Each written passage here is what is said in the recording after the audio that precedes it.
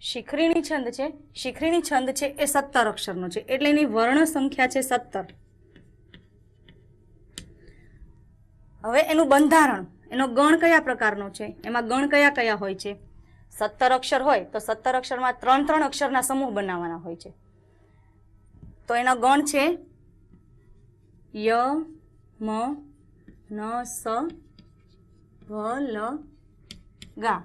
હવે આ કયા પ્રકારે હોય છે એ હવે જ્યારે આપણે પંક્તિ અને ઉદાહરણ જોઈશું ત્યારે ખ્યાલ આવશે કે ય, મ, ન, સ, ભ, લ, ગા એ ગણ શિખરીણી છંદમાં કયા પ્રકારે આવે છે. તો એને સમજવા માટે આપણે આમાં ઉદાહરણ જોઈએ. એ પહેલા જોઈએ કે યતિ. શિખરીણી છંદમાં યતિ એટલે અટક સ્થાન કયા અક્ષરે હોય છે? તો છઠ્ઠા અક્ષરે.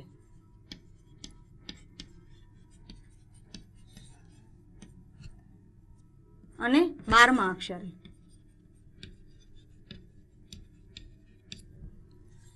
શિખરીણી છંદમાં છઠ્ઠા અને 12મા અક્ષરે યતિ હોય છે. હવે એનો ગણ સમજવા માટે આપણે જોઈએ, ઉદાહરણ જોઈએ પહેલા.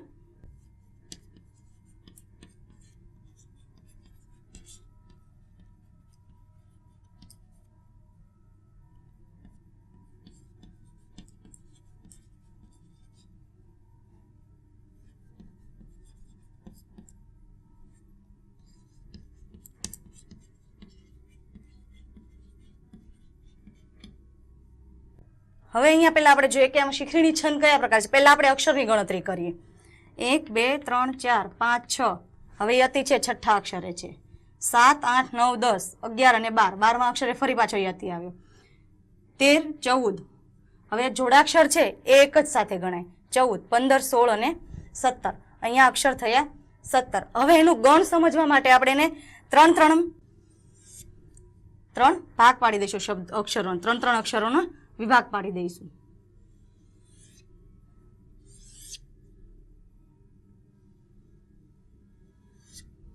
છેલ્લે 2 અલગ અક્ષર રહે છે.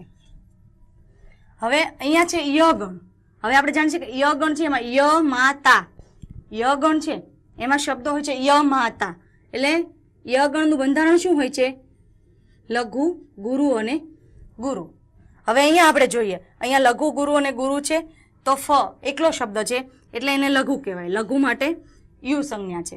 હવે ફર્યો આ છે એ ગુરુ અક્ષર છે એટલા માટે એના પર આડી લીટી ગુરુ સંજ્ઞા. અને તા તો એ પણ ગુરુ. લઘુ, ગુરુ અને ગુરુ છે એટલા માટે અહીંયા છે ય ગણ. હવે એના પછી જોઈએ, આ છે ગુરુ, ગુરુ અને ગુરુ. હવે આપણે જોયું કે જે મ ગણ છે એમાં પણ ગુરુ, ગુરુ અને ગુરુ હોય છે. મા તારા એટલે આ મ ગણ અહીંયા આવે છે. ગુરુ, ગુરુ, ગુરુ 3 જગ્યા એક સાથે ગુરુ આવે એ મ ગણમાં હોય છે. એના પછી છે હવે અહીંયા રસવઈ છે. જે ઈ છે એ કયો છે? રસવઈ છે એટલા માટે એ લઘુ ગણાય છે. પછી ય અને ત. અહીંયા 3 અક્ષર છે એ લઘુ છે. હવે 3 અક્ષર લઘુ છે એ ન ગણમાં હોય છે. ન, સ, લ. ન ગણમાં 3 અક્ષર લઘુ હોય છે. એના પછી છે મ એટલે લઘુ, સ લઘુ અને ખે છે ગુરુ. લઘુ, લઘુ અને ગુરુ. અહીંયા છે લઘુ, લઘુ અને ગુરુ. તો અહીંયા આવે છે સ ગણ. સ ગણ કઈ રીતે? સ લ ગા. સ ગણમાં શબ્દો છે સ લ ગા એટલા માટે અહીંયા સ ગણ છે, લઘુ, લઘુ. અને એના પછી છે ગુરુ. આ જોડાક્ષર છે પણ લઘુ છે અને આ પણ લઘુ. ભગણ. ભગણમાં આપણે જાણીએ છીએ કે 3 શબ્દો છે ભા, ન, સ. ભા છે એ ગુરુ હોય છે, ન અને સ એ બંને લઘુ હોય છે એટલે અહીંયા ભગણ છે. અને છેલ્લે હંમેશા છેલ્લો જે અક્ષર છે શિખરીણી છંદનો સૌથી છેલ્લો અક્ષર હોય છે એ ગુરુ હોય છે. લઘુ લખ્યો હોય, કદાચ અહીંયા ન લખ્યું હોય તો પણ એને ગણવાનો ગુરુ હોય છે. અક્ષરમેળ છંદ જે છે એ દરેક છંદના છેલ્લા અક્ષરને ગુરુ ગણવાનો છે. લઘુ લખ્યો હોય છતાં એને ગુરુ ગણવાનો હોય છે. એ છંદનો નિયમ હોય છે. હવે આપણે સમજવા માટે બીજું ઉદાહરણ લઈએ તો વધારે ખ્યાલ આવશે.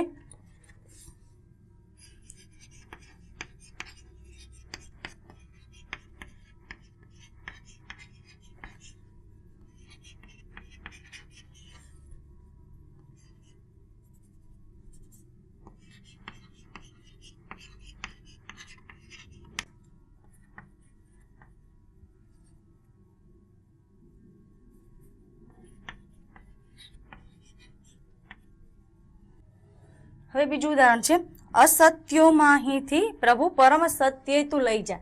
હવે આપણે સૌથી પહેલા એના અક્ષરો ગણીએ. 1 2 આ જોડાક્ષર છે એટલે 1 ગણાય, 3 4 5 6 7 8 9 10 11 12 13 14 15 16 અને 17. 17 અક્ષરના 3 છંદ છે, શિખરીણી, મંદાક્રાંતા અને પૃથ્વી. હવે 17 અક્ષર છે, પણ આ 17 અક્ષરમાં કયો છંદ છે? ઉદાહરણમાં પૂછાય કે આપેલું ઉદાહરણ છે કયા છંદનું છે, તો એ જાણવા માટે આપણે ગણ પહેલા સૌથી પહેલા જોવો પડે, અક્ષરની સાથે ગણ જોવો પડે છે. હવે ગણ જોવા માટે આપણે 3 ભાગ પાડી દઈએ, 3 અક્ષરના.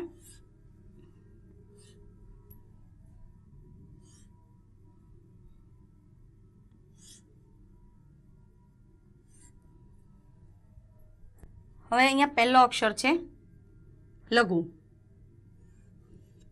અહીંયા પહેલો અક્ષર છે લઘુ, અહીંયા બીજો અક્ષર પણ લઘુ છે, પણ અહીંયા લઘુ છે એ ગુરુ બની જાય છે. કઈ રીતે ગુરુ બને છે? તો છંદમાં નિયમ છે કે જ્યારે પાછળનો જે જોડાક્ષર હોય એ જોડાક્ષરનો થડકાર જો આગળના અક્ષર પર લાગતો હોય તો આગળનો અક્ષર લઘુ હોય તો પણ ગુરુ થઈ જાય.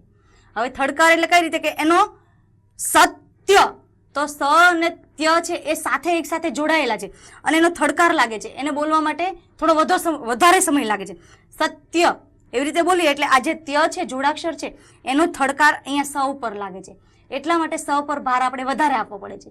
સ શબ્દ બોલતા ભાર વધારે આપવો પડે એટલે આ સ છે એ ગુરુ ગણાય છે.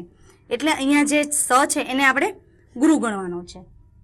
હવે અહીંયા છે ત્યો, કાનો માત્ર છે એટલા માટે ગુરુ છે. લઘુ, ગુરુ અને ગુરુ, ય ગણ થઈ ગયો, લઘુ, ગુરુ અને ગુરુ. હવે છે ગુરુ, ગુરુ અને ગુરુ, ગુરુ ગુરુ ગુરુ, અહીંયા મ ગણ છે. હવે પ્ર તો એ છે લઘુ, અહીંયા રસવાય છે, ઉ છે એ નાનો ઉ છે એટલા માટે લઘુ, અને પ પણ લઘુ. લઘુ લઘુ લઘુ ન ગણમાં આવે છે. હવે એના પછી છે લઘુ લઘુ.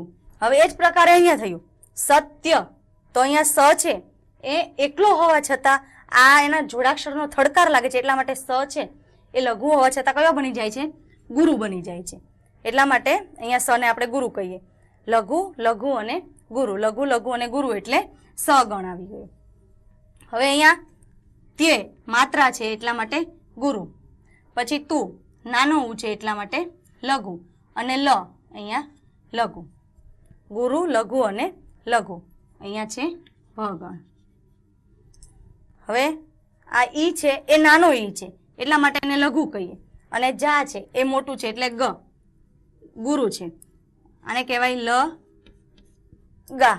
હવે જોઈએ કે શિખરીણી છંદનો જે ગણ છે ય મ ન સ ભ લ ગા, તો અહીંયા બની ગયું ય મ ન સ ભ અને છેલ્લે લગા. આ પ્રકારે આ શબ્દો બની ગયા એટલા માટે આ છંદ છે એ શિખરીણી છંદ ગણાય છે.